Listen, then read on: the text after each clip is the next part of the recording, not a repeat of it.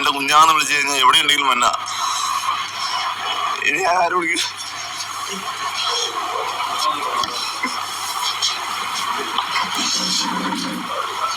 ഒരു പ്രാവശ്യം ടോർച്ചും കൊണ്ട് തലക്കെട്ടടിച്ചിട്ടുണ്ട്. എന്റെ അനിയത്തിയുടെ എന്റെയും തലക്കെട്ടടിച്ചിട്ടുണ്ട്. നിയമപരമൊന്നുമല്ല, അവരിപ്പോ വന്നു കഴിഞ്ഞാൽ ഞാൻ കാണിച്ചു തരാം. അവനോട് ചോദിച്ചാൽ അവൻ പറയും, സത്യം അവൻ പറയും. ഇവിടെ നിങ്ങൾ ഈ പറഞ്ഞ മാതിരി എന്തെങ്കിലും സംഭവങ്ങളോ കാര്യങ്ങളൊക്കെ ഉണ്ടായിരുന്നു അവനോട് ചോദിച്ചാൽ അവൻ പറഞ്ഞു തരും. അല്ലാണ്ട് ഞാൻ നുണയൊന്നും പറയാനില്ല. ഞാൻ അവനോട് ഇപ്പോഴാണ് അവൻ്റെ അനിയത്തി മരിച്ചത് 10 മിനിറ്റ് പോലായിട്ടുള്ള അവൻ അറിഞ്ഞിട്ട്. അപ്പൊ അവനോട് തന്നെ ചോദിച്ചു. ഞാൻ തിരുവനന്തപുരത്ത് കളിക്കുന്നുണ്ട്. ഞാനിപ്പോൾ 2 ദിവസമായിട്ട് വന്നിട്ട് അച്ഛന് സുഖമില്ലാന്ന് പറഞ്ഞോട് വന്നതാണ്.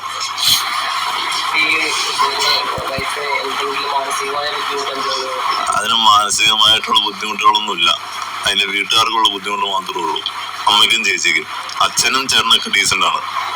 അമ്മയ്ക്കും ചേച്ചിക്കുള്ള ബുദ്ധിമുട്ട് മാത്രമേ ഉള്ളൂ, വേറെ ആർക്കുള്ള ബുദ്ധിമുട്ടില്ല.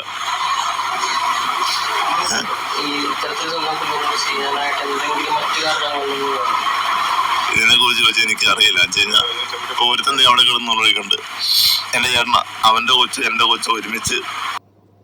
ഹായ്. അപ്പോൾ ആക്ച്വലി ഇങ്ങനെ ഒരു സംഭവം കണ്ടു. അപ്പോൾ ഇങ്ങനൊരു വാർത്ത ന്യൂസ് കണ്ടു. അപ്പോൾ ഇത് കണ്ടപ്പോൾ ഭയങ്കര സങ്കടം തോന്നി. കാരണം ഒരിക്കലും ഇങ്ങനെ സംഭവിക്കാൻ പാടില്ലാത്ത ഒരു സംഭവമാണ്, ഒരു വിഷയമാണ്. കാരണം ഒരു അമ്മ സ്വന്തം കുഞ്ഞിനെ കൊല്ലുക എന്നൊക്കെ പറഞ്ഞു കഴിഞ്ഞാൽ എന്താ പറയുക, അതിനൊക്കെ ഒരിക്കലും അതൊന്നും അക്സെപ്റ്റ് ചെയ്യാൻ പറ്റുന്ന കാര്യമല്ല. ഇങ്ങനെയൊക്കെ നടക്കുമെന്ന് പോലും നമ്മൾ ചിന്തിച്ചു പോവുകയാണ്. ഒരമ്മ ഇങ്ങനെയൊക്കെ ചെയ്യുമോ, സ്വന്തം കുട്ടീനെ ഇങ്ങനെയൊക്കെ ചെയ്യുമോ എന്നുള്ളത് ഭയങ്കര വിഷമം അത് കണ്ടപ്പോൾ, ഈ വാർത്ത കണ്ടപ്പോൾ. കാരണം ഇത് നടക്കുന്നത് എറണാകുളത്താണ്. എല്ലാവരും ഈ സംഭവം അറിഞ്ഞിട്ടുണ്ടാവുമല്ലോ അല്ലേ? അതായത് ഈ സംഭവം നടക്കുന്നത് എറണാകുളത്താണ്, ആലുവയിൽ. അതായത് മൂഴിക്കുളം എന്ന് പറയുന്ന സ്ഥലത്തായി സംഭവം നടക്കുന്നത്. അപ്പം ഈ 35 വയസ്സായ ഒരു അമ്മ, പേര് സന്ധ്യ എന്നാണ് പറഞ്ഞത്. അമ്മ എന്നൊന്നും അവരെ വിളിക്കാൻ പറ്റില്ല. ഓക്കെ, ഇവർ സ്വന്തം കുട്ടിയെ, 3 വയസ്സായ കുട്ടിയെ അങ്കലവാടി പോയി വിളിച്ചു കൊണ്ടുവന്നു. അങ്കലവാടി പോയ CCTV കാര്യങ്ങളൊക്കെ ഉണ്ട് കേട്ടോ. പോണ വഴിക്കുള്ള എല്ലാ മൂമെൻറ്റ്സും ഉണ്ട്. ഇവർക്കൊന്നും അറിഞ്ഞൂടാ. വിളിച്ചു കൊണ്ടുവന്നു, ബസ്സിൽ കൊണ്ടുപോയി ഇറക്കി, തൊട്ടടുത്തുള്ള പാലത്തിലെത്തി കുട്ടിയെ പുഴയിലോട്ട് വലിച്ചെറിഞ്ഞു. അങ്ങനെ കൊന്നു. അമ്മ സുഖമായിട്ട് വീട്ടിലോട്ട് തിരിച്ചു പോയി.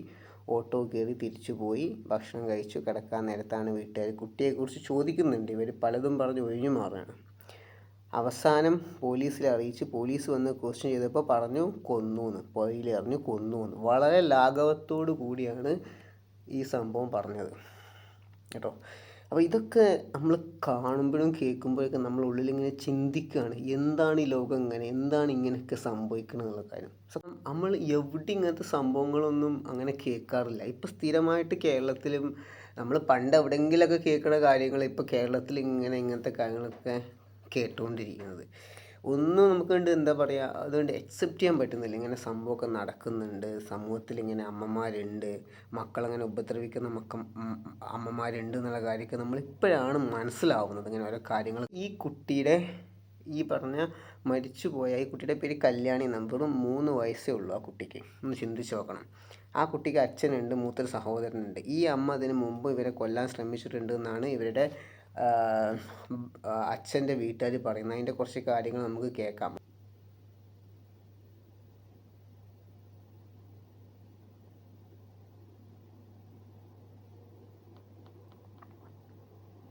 കുഞ്ഞിനെ ഉള്ളു ആൾക്ക്, അതുകൊണ്ട് മറ്റേ മാനസികമായിട്ട് കുഴപ്പമൊന്നുമില്ല, കുറവുണ്ടെന്നാണ് അവർ പറഞ്ഞത്. അപ്പം ഞങ്ങൾ ചെന്നപ്പോൾ പറഞ്ഞു ഇങ്ങനെ അവർക്ക് സംശയം എന്താണ് ഇതെന്നുള്ളത്, ഞങ്ങൾക്ക് നോർമലാണോ എന്നുള്ളതിൻ്റെ ഒരു ഇത് വേണമെന്ന് പറഞ്ഞെന്ന് പറഞ്ഞു. ആരങ്ങനെ പറഞ്ഞതെന്ന് വെച്ച് പറഞ്ഞു അവരുടെ അമ്മയാണ്, ഭർത്താവിൻ്റെ അമ്മയാണ് പറഞ്ഞതെന്ന് പറഞ്ഞു. അപ്പം ഞാൻ നോക്കട്ടെ. അപ്പോൾ ഒരു ഇങ്ങനെ ചെക്കപ്പ് കഴിഞ്ഞെന്ന് പറഞ്ഞ് ഈ ബുദ്ധിയുടെ ഇതാ ഉള്ളു ആൾക്ക്, അതുകൊണ്ട് മറ്റേ മാനസികമായിട്ട് കുഴപ്പമൊന്നുമില്ലെന്ന് പറഞ്ഞു. സന്ധ്യയ്ക്ക് ഒരു മകൻ കൂടിയുണ്ട്. സന്ധ്യ നേരത്തെയും മക്കളെ ഉപദ്രവിച്ചിട്ടുണ്ടെന്നാണ് ഭർത്തൃമാതാവ് പറയുന്നത്. മക്കൾക്ക് വിഷം നൽകാൻ ശ്രമിച്ചിരുന്നതായും ഭർത്തൃമാതാവ് പറയുന്നു. പിള്ളേർ രണ്ടും പറഞ്ഞു എനിക്ക് ഇനി സന്ധ്യാമന വേണ്ട, ഞങ്ങളെ തല്ലി കൊല്ലൂന്ന് പിള്ളേർ പറഞ്ഞെങ്കിലും ഒരമ്മയുടെ സ്നേഹം മക്കൾക്ക് വേണം. തല്ലിപ്പിരിക്കാനല്ലല്ലോ നമ്മൾ ആദ്യം ആഗ്രഹിച്ചത്. അമ്മ അന്നേരം തല്ലി മക്കളുടെ അമ്മയില് സാരമില്ല എന്ന് പറഞ്ഞാൽ അങ്ങോട്ടും ഞങ്ങൾ ഇത് ചെയ്ത എന്നും കൊച്ചു പറയുമായിരുന്നു. കൊച്ചിന് പേടിയാ, ഉറങ്ങാണ്ട് കൊച്ചു അവരുടെ അടുത്തിട്ട് ചെല്ലൂലായിരുന്നു. അന്ന് പോയ സമയത്ത് ഇതുങ്ങൾക്ക് ഐസ്ക്രീമില് വിഷവും കൂടെ മേടിച്ച് കലക്കിക്കൊണ്ട് എന്നിട്ട് അവക്കടെ അമ്മ തന്നെ തട്ടിക്കാണുന്നത്. അതും ആ അമ്മ തന്നെ പറഞ്ഞാൽ ഞങ്ങൾ അറിഞ്ഞത്. വിഷം ഇതുങ്ങൾക്ക് കൊടുക്കാൻ കൊണ്ടുപോയതാണ്. സന്ധ്യയുടെ ഭാഗത്ത് നിന്ന് ഈ കഴിഞ്ഞ ദിവസം അസ്വാഭാവികമായൊന്നും കാണാനായില്ലെന്ന് ഭർത്താവ് പറഞ്ഞു. പറയുന്ന കാര്യം ഇവർ ഇതിന് മുമ്പും ഇതുപോലെ ശ്രമം നടത്തിയിട്ടുണ്ട് എന്നാണ് പറയുന്നത്.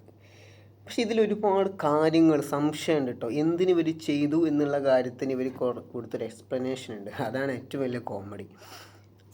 അതായത് ഈ ഭർത്താവിൻ്റെ വീട്ടുകാർ, അതായത് ഈ സന്ധ്യയുടെ, ഈ പറഞ്ഞ ഈ സ്ത്രീയുടെ പേര് സന്ധ്യ എന്നാണ്, ഇവരെ ഭർത്താവിൻ്റെ പേര് സുഭാഷ് എന്നാണ് കേട്ടോ. അത് ഞാൻ പറയാൻ വിട്ടുപോയിട്ടുണ്ടെങ്കിൽ ഞാൻ വീണ്ടും ആവർത്തിക്കുകയാണ്. ഈ ഭർത്താവിൻ്റെ വീട്ടുകാർ ഈ കുട്ടീനെ ഒരുപാട് സ്നേഹിക്കുന്നുണ്ട് അത്രേ.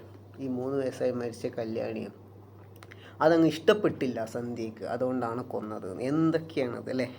എവിടെയെങ്കിലും കേൾക്കുന്നുണ്ട് സ്വന്തം മക്കളെ വേറെ ആൾക്കാർ ഇഷ്ടപ്പെടുന്നതിന് അസൂയപ്പെടുക, എന്നിട്ട് മക്കളെ കൊല്ലുക. ഇതൊക്കെ എവിടെയെങ്കിലും നിങ്ങളെ കേട്ടിട്ടുള്ളൊരു കഥയാണോ അല്ലെങ്കിൽ സംഭവമാണ്? ഞാൻ എവിടെയും കേട്ടിട്ടില്ല. എത്രയോ പേര് മക്കളില്ലാതെ കഷ്ടപ്പെടുന്നു, മക്കൾക്ക് വേണ്ടിയിട്ട് ഒരുപാട് അനാഥാലയങ്ങളിൽ കയറി ഇറങ്ങുന്നു, ഒരുപാട് ട്രീറ്റ്മെൻറ്റ് ചെയ്യുന്നു, അതിനു വേണ്ടി പ്രാർത്ഥിക്കുന്നു, വഴിപാട് നടത്തുന്നു. അങ്ങനെയുള്ള ആൾക്കാർക്കൊന്നും ദൈവം കൊടുക്കൂല. എന്നിട്ട് ഇതുപോലെ ദ്രോഹിക്കാൻ അറിയുന്ന ആൾക്കാർക്ക് മാത്രം കൊടുക്കും. ഇതിനു മുമ്പ് നമ്മൾ കൊച്ചിനെ കല്ലെറിഞ്ഞ് കൊന്ന സംഭവം, അങ്ങനെ ഒരുപാട് സംഭവങ്ങൾ നമ്മൾ അല്ലേ, ഒരുപാട് സംഭവങ്ങൾ, പുഴയിൽ എറിഞ്ഞതും കിണറ്റിൽ എറിഞ്ഞതും ഇഷ്ടം പോലെയാണ് നമ്മളെ ചുറ്റുപാടുകളിൽ നമ്മൾ കാണുന്ന ഈ അമ്മമാർ ചെയ്യുന്ന ക്രൂരമായ കൃത്യങ്ങൾ. അതൊന്നും അമ്മ എന്നല്ല വിളിക്കേണ്ടത്. അമ്മ പ്രസവിച്ചുകൊണ്ട് മാത്രം അമ്മയാവില്ല. ഞാൻ റിപ്പീറ്റ് ചെയ്ത് പറയുന്ന കാര്യമാണ്. അതുകൊണ്ട് മാത്രം അമ്മയാവില്ല. അമ്മയായി മക്കളെ നോക്കിയാലേ അമ്മ എന്ന പേരിന് അർത്ഥം വരുള്ളൂ. ഇവരൊരു കാര്യം പറയുന്നുണ്ട്, ഈ ഭർത്താവ് വീട്ടിലുള്ള ആരോ അമ്മയാണോ ആരാന്ന് അറിഞ്ഞൂടാ, അവരുടെ ഈ സുഭാഷിൻ്റെ അമ്മയാണോ ആരാ അറിഞ്ഞൂടാ. അവർ പറയുന്ന കാര്യം, ഇവൾക്ക് 35, ഈ സന്ധ്യ എന്ന് പറയുന്ന സ്ത്രീക്ക് 35 വയസ്സുണ്ടെങ്കിലും 18 വയസ്സിൻ്റെ ബുദ്ധിയാണ്, അല്ലാതെ വേറെ പ്രശ്നമൊന്നും നോക്കില്ല എന്നുള്ളത്. ഈ 18 വയസ്സായ ഒരു കുട്ടിയാണെങ്കിൽ തന്നെ ഇങ്ങനെ ചെയ്യുമോ? കൊച്ചിനെ കൊണ്ടുപോയി കിണറ്റിലോ പുഴ കൊണ്ടിടുമോ? 18 വയസ്സായ കുട്ടികൾ ചെയ്യുന്ന പരിപാടിയാണോ അത്? 18 വയസ്സ് പോയിട്ട് 10 വയസ്സായ കുട്ടികൾ പോലും ഈ പരിപാടി ചെയ്യില്ല. സ്വന്തം കൂടപ്പറപ്പിനെയോ അല്ലെങ്കിൽ കൂട്ടുകാരെയോ അല്ലെങ്കിൽ കുട്ടിയോ കൊണ്ടുപോയിട്ട് ഇതുപോലെ കൊല്ലില്ല. 18 വയസ്സിൻ്റെ പക്വത കൊണ്ടല്ല കേട്ടോ, പക്വത ഇതിനൊരു ബാധകമല്ല. 18 വയസ്സോ 10 വയസ്സോ ഇനിയിപ്പോൾ 8 വയസ്സായിക്കോട്ടെ 6 വയസ്സായിക്കോട്ടെ, അങ്ങനെ ചെയ്യുമോ? ചെയ്യില്ല. മനുഷ്യഹൃദയമുള്ള ഒരു മനുഷ്യനിത് ചെയ്യില്ല, സത്യമായിട്ടും.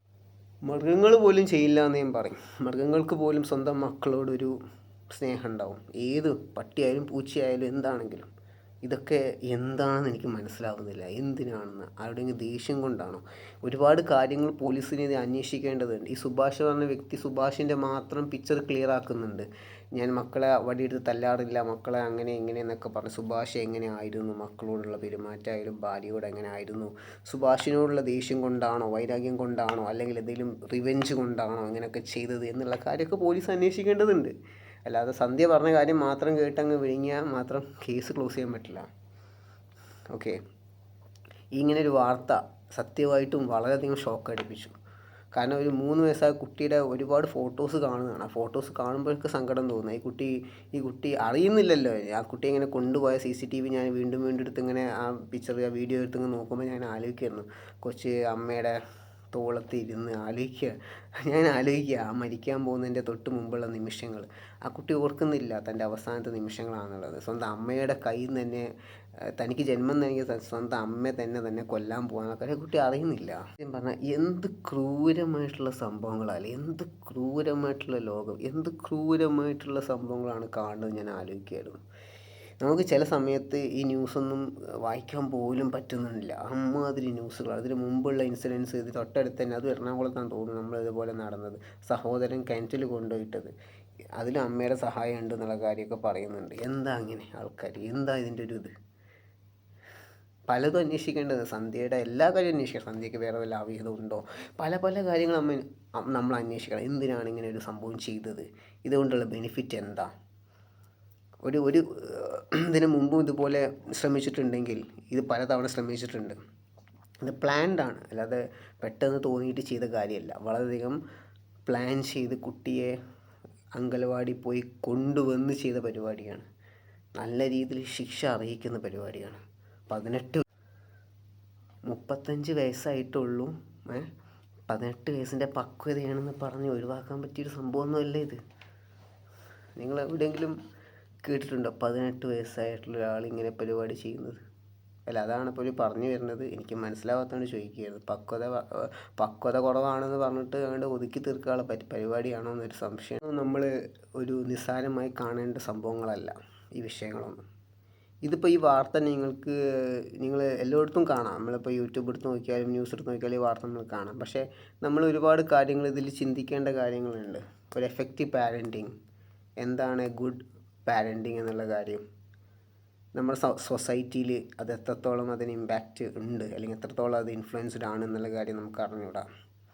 ഇപ്പോഴത്തെ ഒരു തലമുറ എടുത്ത് നോക്കുകയാണെങ്കിൽ പാരൻസ് മക്കളോട് എങ്ങനെയാണ്, മക്കൾ പാരൻസിനോട് എങ്ങനെയാണ് എന്നുള്ള കാര്യത്തെക്കുറിച്ചൊന്നും ആർക്കും അത്ര ഇതില്ല. കാരണം ഇപ്പോഴത്തെ ലോകം ബിസി വേൾഡ്. ആർക്കും ആരെയും നോക്കാനുള്ള സമയമില്ല.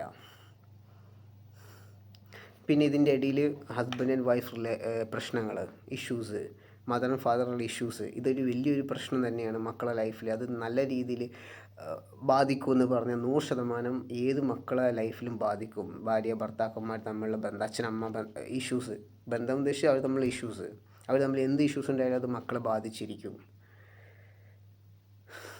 ഇതൊക്കെ ഒരുപാട് ഫാമിലി നടക്കുന്ന കാര്യങ്ങളാണ്. മക്കളെ ഏത് രീതിയിൽ നോക്കുന്നു അതിനനുസരിച്ചുള്ള ഒരു ഇതായിരിക്കും തിരിച്ച് ആ മക്കളും കൊടുക്കുക. ഉറപ്പായിട്ടും വലുതാകുമ്പോൾ തിരിച്ച് ആ മക്കളും കൊടുക്കുന്ന അതേ സിസ്റ്റം തന്നെ ആയിരിക്കും. അവർ പഠിച്ചു വളർന്ന അതേ സിസ്റ്റം. ഇങ്ങനെ ഒരുപാട് കാര്യങ്ങൾ ഇപ്പോൾ തലമുറ അറിയാതെ പോകുന്നുണ്ട്. ഒരുപാട് കാര്യങ്ങൾ. മക്കളെ കൂടെ ചിലവഴിക്കാൻ സമയമില്ല, മക്കളെ കൂടെ നിൽക്കാൻ ടൈമില്ല. മക്കളെ അംഗനവാടി കൊണ്ടുപോയാക്കുന്നു, പ്രീ സ്കൂളിൽ കൊണ്ടുപോയാക്കുന്നു, കിൻഡർഗാർട്ടനിൽ കൊണ്ടുപോയാക്കുന്നു, തിരിച്ചു വരുന്നു. അവർ ബിസി വേൾഡാണ്. അവർ ഫുള്ള് വർക്കും കാര്യമായിട്ട് പോകുന്നു. അവരെ കൂടെ കുറച്ച് നേരം സ്പെൻഡ് ചെയ്യാൻ സമയമില്ല. അവർക്ക് ഫോൺ കൊടുക്കുന്നു, മൊബൈൽ ഫോണാണ് കൈ കൊടുക്കുന്നത്. പിന്നെ ആ മൊബൈൽ ഫോണിൻ്റെ ലോകത്താണ് മക്കൾ വളരുന്നത്. പണ്ടത്തെ പോലെ ഇപ്പോൾ എൻ്റെയൊക്കെ കുട്ടിക്കാലത്ത് ഞാൻ തറവാട്ടിൽ പോവും. തറവാട്ടിൽ നമ്മൾ കുറേ കസിൻസ് ഉണ്ടാവും. അവർ കൂടെ കളിക്കും, വീട് വെച്ച് കളിക്കും, ഞങ്ങൾ കട വെച്ച് കളിക്കും, ഞങ്ങൾ ക്രിക്കറ്റ് കളിക്കും. അങ്ങനെയുള്ളൊരു കൂട്ടുകെട്ടായിരുന്നു. ഇപ്പോഴത്തെ കുട്ടികൾക്ക് അങ്ങനെയുള്ള സംവിധാനമൊന്നുമില്ല. ഇപ്പോൾ നമ്മൾ എവിടെയെങ്കിലും ഉണ്ടെങ്കിൽ അത് നമ്മളിപ്പോൾ അങ്ങനെ വല്ല സംഭവങ്ങളൊക്കെ ഞാൻ കണ്ടാൽ തന്നെ, ഇൻസ്റ്റയിൽ എവിടെയും കണ്ടാൽ തന്നെ എനിക്ക് വലിയ അത്ഭുതമാണ്. ആ സംഭവങ്ങളൊക്കെ വളരെ കുറവാണിപ്പോൾ. അതൊക്കെ പണ്ട് കാലങ്ങളിലുണ്ടായിരുന്നു. ഇപ്പോൾ ഒരു ബിസി ലോകത്തായതുകൊണ്ട് മക്കളെ നേരെ ഒന്നെങ്കിൽ ടോയ്സൊക്കെ വാങ്ങിച്ചു കൊടുത്ത് അങ്ങനെ ഒരു മൂലക്കിലിരുത്തുന്നു, കുട്ടികൾ കളിക്കാൻ ഫോൺ കൊടുക്കുന്നു, അതുപോലെ ടാബ്ലറ്റ് കൊടുക്കുന്നു. അങ്ങനെയാണ്. അല്ലെങ്കിൽ എവിടെ കൊണ്ടുപോയാക്കും. ബന്ധങ്ങളുടെ വില കുട്ടികൾക്ക് അറിഞ്ഞുകൂടാ. അങ്ങനെയാണ് കുട്ടികളെ വളർത്തുന്നത്. പാരൻസിന് ഒട്ടും സമയമില്ല, ഒട്ടും ഒരു താല്പര്യമില്ല. കുട്ടികളെ ഉണ്ടാക്കാനുള്ള താല്പര്യം മാത്രമേ ഉള്ളൂ, കുട്ടികളെ നോക്കാനുള്ള താല്പര്യമില്ല. ഇത്രയും കഷ്ടപ്പെട്ട് കൊല്ലാനാണെങ്കിൽ എന്തിനു വേണ്ടി കുട്ടികളെ ഉണ്ടാക്കേണ്ട ആവശ്യം? കൊല്ലാനാണെങ്കിൽ കുട്ടികളെ ഉണ്ടാക്കേണ്ട ആവശ്യമുണ്ടോ? ആവശ്യമില്ല. നിങ്ങൾ കൊല്ലണമെന്നുണ്ടെങ്കിൽ നിങ്ങൾ എന്ത് ചെയ്യുക? ട്രിവാൻഡ്രത്താണെന്ന് എനിക്ക് തോന്നുന്നു, അമ്മത്തൊട്ടിൽ തൈക്കാടുണ്ട്. ഞാൻ അവിടെ മുമ്പ് വർക്ക് ചെയ്തിട്ടുണ്ടായിരുന്നു. അവിടെ അല്ല വർക്ക് ചെയ്തതിന് തൊട്ടടുത്ത സ്ഥാപനത്തിലാണ് വർക്ക് ചെയ്തിട്ടുണ്ടായിരുന്നത്. ആ അമ്മത്തൊട്ടിൽ അതിൻ്റെ തൊട്ടടുത്തായിരുന്നു. ഞാനവിടെ പോയതാണ്. അവിടെ കൊണ്ട് എന്ത് ചെയ്യുക? കൊടുക്കുക. അല്ലെങ്കിൽ നിങ്ങൾ ഏതെങ്കിലും സംഘടനയെ വിളിച്ച് പറയാം. ഒരുപാട് സംഘടന ഉണ്ടല്ലോ. ഏതെങ്കിലും ഒരു സംഘടനയെ വിളിച്ചിട്ട് എനിക്കൊരു കുട്ടിയുണ്ട്, എൻ്റെ കുട്ടിയെ എനിക്ക് വേണ്ട, നിങ്ങളാർക്കും കൊടുത്തോളൂ എന്ന് പറഞ്ഞ് അവരെ ഏൽപ്പിക്കുക. അങ്ങനെയൊക്കെ ചെയ്യാം. അല്ലാതെ കൊല്ലേണ്ട ആവശ്യമുണ്ടോ? ഒരു കുട്ടിയുടെ ആ കുട്ടിക്ക് ജീവിക്കാനുള്ള അവകാശത്തെയാണ് നിങ്ങൾ നിഷേധിച്ചിട്ടുള്ളത്. ഇത് ചെറിയൊരു വിഷയമല്ല. അപ്പോൾ നിങ്ങൾ വിചാരിക്കും ഇതിപ്പോൾ ഈ വിഷയം ഇപ്പം ഒരു 4 ദിവസം കഴിഞ്ഞാൽ തീരും, ഇനിയിപ്പോൾ ഇതിൻ്റെ സംഭവമൊന്നും ഉണ്ടാവില്ല. സത്യമാണ്. ഇതിൻ്റെ ചൂടും കാര്യങ്ങളൊക്കെ ഒരു 4-5 ദിവസം, അത് കഴിഞ്ഞ് ഇത് തണുക്കും. ഈ സംഭവം ഉണ്ടാവില്ല. ഇപ്പം മീഡിയക്കാരും എല്ലാവരും കൂടിയിട്ട് ഇത് വലിയൊരു വാർത്തയാക്കുന്നു. കാരണം അവർക്ക് ന്യൂസിന് വേണ്ടിയിട്ട് അല്ലേ. അപ്പോൾ ഒരു 3-4 ദിവസം കഴിഞ്ഞാൽ ഇത് ഉണ്ടാവില്ല. ഈ വാർത്ത ഉണ്ടാവും. പുതിയൊരു വാർത്ത വരുമ്പോൾ ഇത് പഴയ വാർത്തയായി മാറും. പക്ഷേ ഇത് വീണ്ടും ആവർത്തിക്കും. ഇതേ സംഭവം വീണ്ടും ആവർത്തിച്ചിരിക്കും. മാസങ്ങൾ കഴിഞ്ഞിട്ടോ അല്ലെങ്കിൽ ഒരു വർഷം കഴിഞ്ഞിട്ടോ അടുത്തൊരു വാർത്ത കാണുന്ന വേറെ കുട്ടിയുടെ പേരും വേറൊരു അമ്മയുടെ പേരും അല്ലെങ്കിൽ വേറെ അച്ഛൻ്റെ പേരും ആയിരിക്കും, വേറെ സ്ഥലവും. സംഭവം കുട്ടീനെ അവിടെ കൊണ്ടുപോയി കളഞ്ഞു, ഇവിടെ കൊണ്ടുപോയി കളഞ്ഞു, അങ്ങനെ കൊന്നു. ഇതേ വാർത്ത പല രീതിയിൽ മാറി നമ്മൾ കേൾക്കും. അപ്പോൾ എന്തുകൊണ്ട് ഇങ്ങനെ നടക്കുന്നു എന്ന് ചോദിച്ചാൽ നമ്മളെ നാട്ടിലുള്ള ശിക്ഷയുടെ ഒരു പ്രശ്നമുണ്ട്. നമ്മുടെ നാട്ടിൽ ശിക്ഷ കറക്റ്റാണ് കൊടുക്കുന്നത്. പേടി എന്നൊരു സംഭവം ആർക്കും ഇല്ല. ഞാൻ ഇങ്ങനെ ഒരു കാര്യം ചെയ്തു കഴിഞ്ഞാൽ ഏറിപ്പോയാൽ കുറച്ച് കാലം പോലീസുകാർ എന്നെ എന്തെങ്കിലും കൊണ്ടു നടക്കും, ഫുഡൊക്കെ വാങ്ങിച്ചു തരും. അവർ റിമാൻഡ് മറ്റേത് മറിച്ചത് പറഞ്ഞ് കുറേ കാലം കേസ് അത് ഇത് അന്വേഷണം എന്നൊക്കെ കൊണ്ടു നടക്കും. എനിക്കതൊരു വലിയ എന്താ പറയുക, എനിക്ക് സുഖമാണ്. അവരുടെ കൂടെ നടന്നാൽ മതി, അവരെല്ലാ കാര്യം ചെയ്തു തരും. അത് കഴിഞ്ഞ് എനിക്ക് ശിക്ഷ എന്ന് പറഞ്ഞാൽ ജയിലും സുഖമാണ്. ഇവിടെ വധശിക്ഷ ഒന്നും എന്തായാലും കിട്ടത്തില്ല. കാരണം ഇത് റയറസ്റ്റ് കേസല്ല. ഇന്ത്യയിൽ വധശിക്ഷ കൊടുക്കുന്നത് റയറസ്റ്റ് ഓഫ് റയർ കേസസിന് മാത്രമാണ്.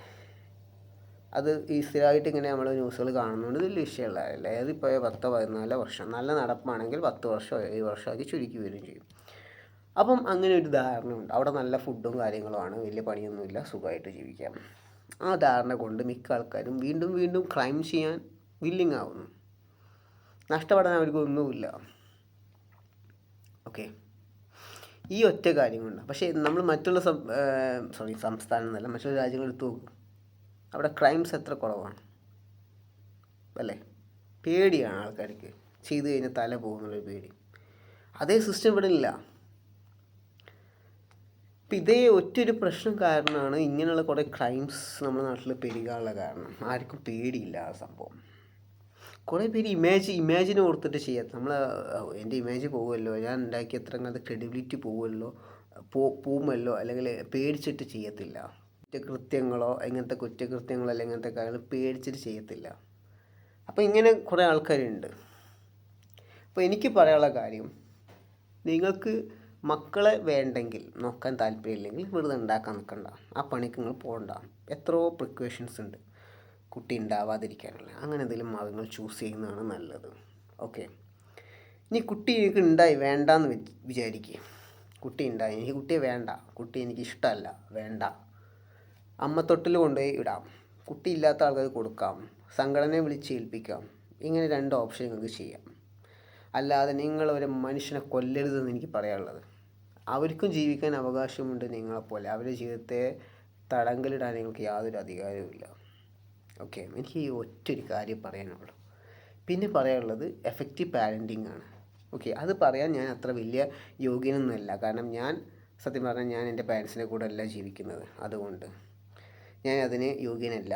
ഓക്കെ, ഇനി നിങ്ങൾക്ക് എങ്ങനെയാണ് പാരൻറ്റിങ് എങ്ങനെ ചെയ്യണം, എന്താവണം എന്ന് നിങ്ങൾക്ക് എങ്ങനെ എങ്ങനെ ആയിരിക്കണം എന്നുള്ള കാര്യമൊക്കെ അറിയണമെന്നുണ്ടെങ്കിൽ നിങ്ങൾക്ക് നല്ലൊരു കൗൺസിലറെ സമീപിക്കാം. അവർ എല്ലാ കാര്യങ്ങളും ഡീറ്റെയിൽ കാര്യങ്ങൾ പറഞ്ഞു തരും. ഇങ്ങനെ കുറേ കാര്യങ്ങളാണ് എനിക്ക് ഈ വീഡിയോയിൽ പറയാനുള്ളത്. ഇതുപോലെ സംഭവങ്ങൾ വീണ്ടും ആവർത്തിക്കരുതെന്നാണ് ഞാൻ പടച്ചവനോട് പ്രാർത്ഥിക്കുന്നത്. സത്യം പറഞ്ഞാൽ കേൾക്കാനുള്ള ത്രാണിയില്ല. അതുകൊണ്ട് അപ്പോൾ അത്രേ ഉള്ളൂ ഗൈസ്. അടുത്ത വീഡിയോ കാണാം. ബൈ.